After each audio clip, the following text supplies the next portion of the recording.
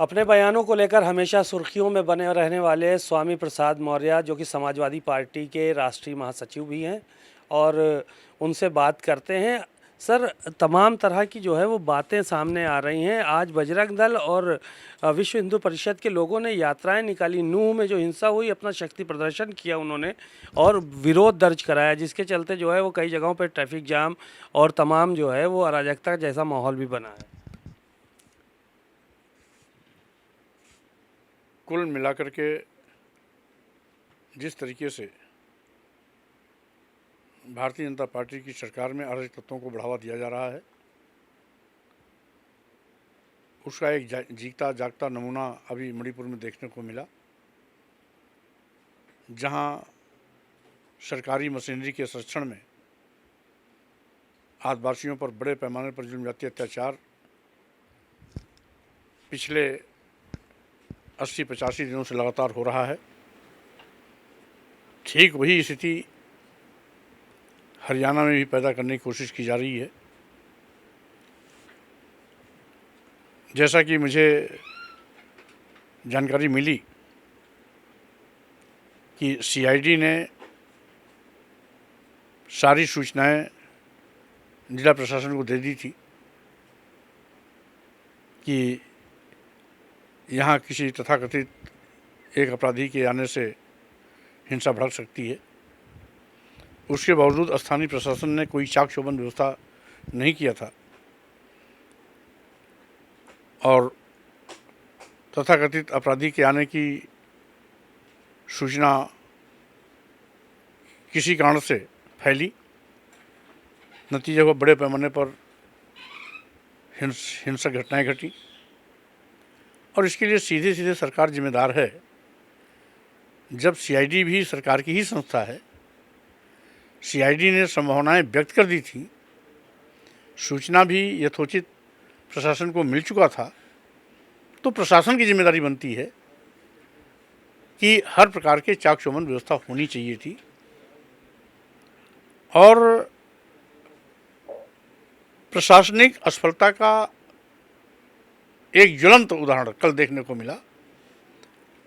2 दिन से नूह हरियाणा जल रहा है, मेवात भी बुरी तरह प्रभावित हुआ है और जिस तरीके से वहाँ पर बड़ी पैमाने पर हिंसक घटनाएं घटी, गाड़ियाँ जलाई गईं, दुकानें फूंकी गईं, धार्मिक स्थलों पर भी हमले हुए और पुलिस पंगु और लाचार बन के तमाशबीन के रूप में देखती रही, ये बहुत शर्मनाक है। और पहले भी जब ऐसी संवेदनशील स्थिति थी तो किसी भी प्रकार के रैली और जुलूस की अनुमति देनी ही नहीं चाहिए थी, अपने आप निरस्त कर देना चाहिए था। और अगर रैली या जुलूस की रैली करने की अनुमति मिली तो उसके मुताबिक सुरक्षा व्यवस्था भी चाक चौबंद होना चाहिए था। तो सरकार की एक नहीं अनेक विफलताएं सार्वजनिक हुई हैं और हमको लगता है कि भारतीय जनता पार्टी की सरकार साजिश के तहत हरियाणा को भी हिंदू मुस्लिम की आग और दंगे में झोंकना चाहती है। क्या ये 2024 का इसको प्लान मान के आप चल रहे हैं कि ये 2024 से पहले जिस तरह की बात कर रहा है कि दंगे की साजिश कर रही है, मणिपुर में हुआ या फिर उसके बाद हरियाणा, अब देखा जा रहा है कि बजरंग दल और विश्व हिंदू परिषद उत्तर प्रदेश और दिल्ली में भी विरोध प्रदर्शन कर रहा है, डीएम आवास का घेराव कर रहा है, फोर्स तैनात करनी पड़ रही है वहाँ पर भी। ये सब भारतीय जनता पार्टी के छाया संगठन है। भारतीय जनता पार्टी के बिना इशारे के पत्ता नहीं हिल सकता है। अगर बजरंग दल या विश्व हिंदू परिषद या अन्य कोई छाया संगठन किसी प्रकार के षड्यंत्र के हिस्से हैं तो उसमें भारतीय जनता पार्टी सरकार की कहीं न कहीं सहमति है और भारतीय जनता पार्टी साजिश के तहत इस प्रकार के उन्माद होने की परिस्थितियां पैदा कर सकती है, क्योंकि हमेशा उलटती रहती है।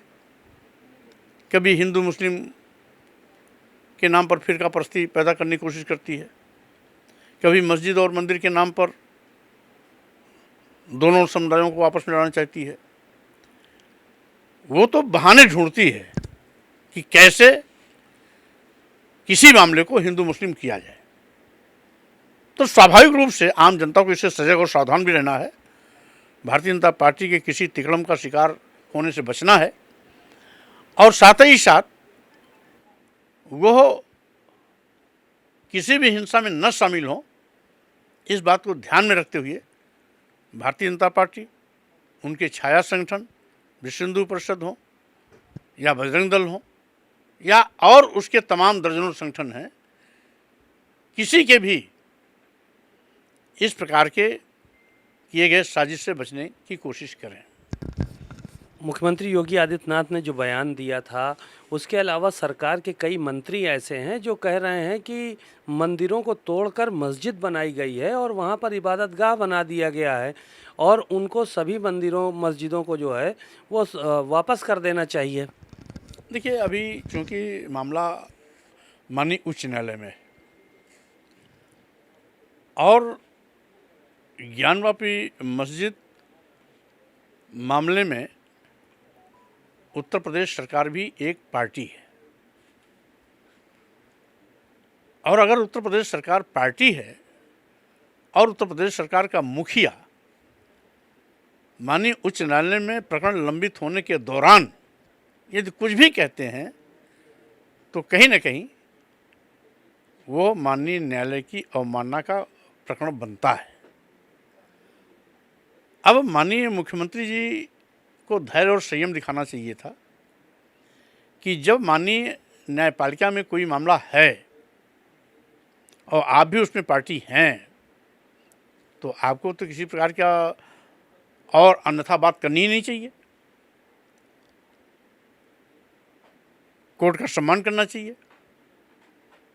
न्यायपालिका में अगर आस्था है तो न्यायपालिका पर विश्वास होना चाहिए और न्यायपालिका में कोई भी प्रकरण से संबंधित यदि विवाद लंबित है तो उसमें किसी भी राजनेता को, किसी व्यक्ति विशेष को हम समझते हैं टिप्पणी करने की आवश्यकता नहीं है।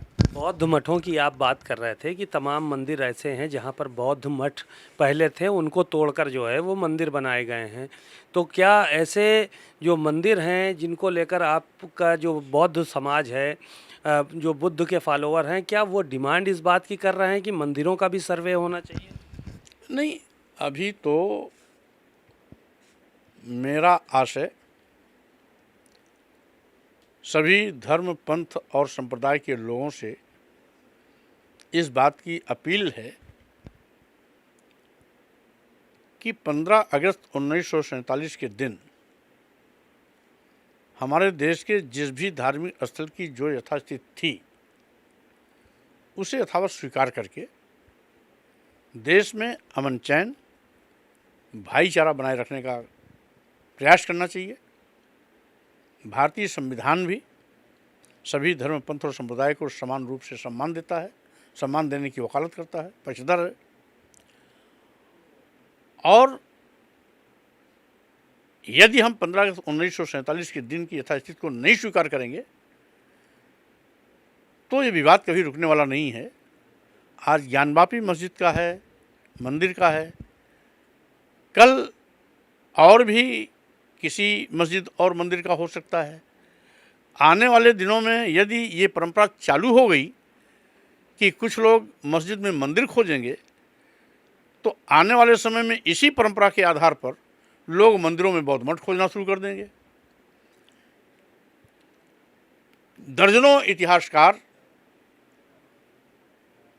के तथ्य, ऐतिहासिक लेख, साक्ष्य इस बात के प्रमाण हैं कि अधिकांश जितने भी हिंदू धर्म तीर्थ स्थल बनाए गए हैं, जितने भी मंदिर बनाए गए हैं, जिसमें चारों धाम भी शामिल हैं, ये कभी न कभी बौद्ध मठ थे। तो अभी लोग बौद्ध मठ मंदिरों में नहीं खोज रहे हैं, लेकिन अगर मस्जिदों में लोग मंदिर खोजते रहेंगे, ये परंपरा चलेगी, तो मंदिरों में फिर बौद्ध मठ भी खोजने वाले लोग आगे आ जाएंगे। यानी जागरूक हो जाएंगे, बौद्ध मठ खोजने लगेंगे मंदिरों में। स्वाभाविक रूप से उनको एक लाइन मिल जाएगी कि अगर अगर मस्जिद में मंदिर खोजा जा सकता है तो मंदिर में बौद्ध मठ क्यों नहीं खोजा जा सकता। आपके ऊपर एक आरोप ये लगता है कि 24 का चुनाव नज़दीक है, इसलिए शायद जो है वो आप हिंदू वर्सेस बौद्ध के फॉलोअर को जो है वो आमने सामने खड़ा करना चाहते हैं। इस तरह की बातें कल मंत्रियों ने कही। मैं सभी धर्मों का सम्मान करने का पक्षधर हूँ। मैं भी हिंदू समाज में पैदा हुआ,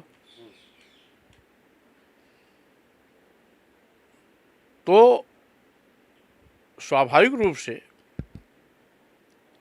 मैं भारतीय संविधान का सबसे बड़ा कायल हूँ। जब भारतीय संविधान सभी धर्म पंथ संप्रदाय को समान रूप से महत्व देने का पक्षधर है तो हम क्यों नहीं उसको सम्मान देंगे। हम चाहते हैं कि सांप्रदायिक सौहार्द बना रहे।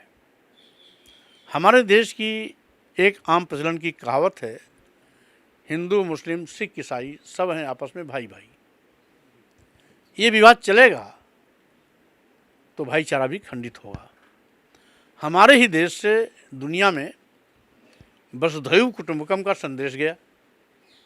ये विवाद चलेगा तो संदेश झूठा साबित होगा। इसलिए हम चाहते हैं कि जो हमारी तहजीब है कि हम सब एक हैं,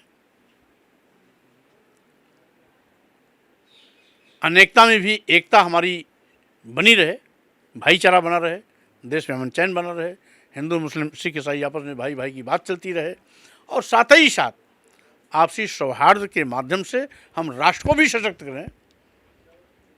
ये चाहत है। विवाद को विराम देने की तमन्ना मेरी है, विवाद को बढ़ावा देने का नहीं। इसलिए विवाद करने वाले लोग नया प्रथा न पैदा करें।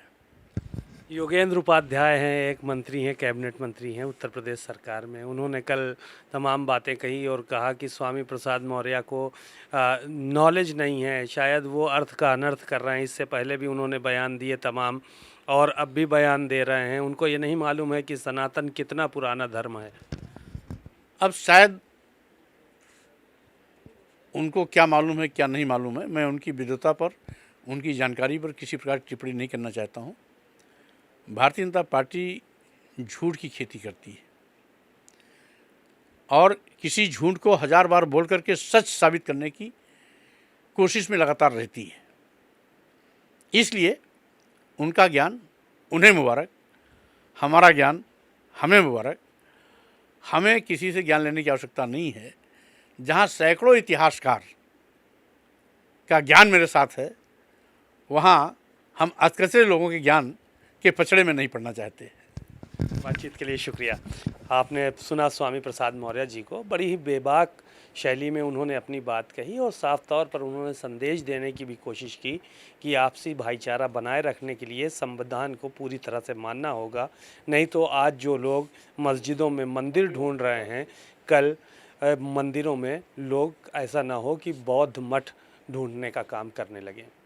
कैमरामैन श्रवण कुमार के साथ सीमा नकवी, भारत समाचार, लखनऊ।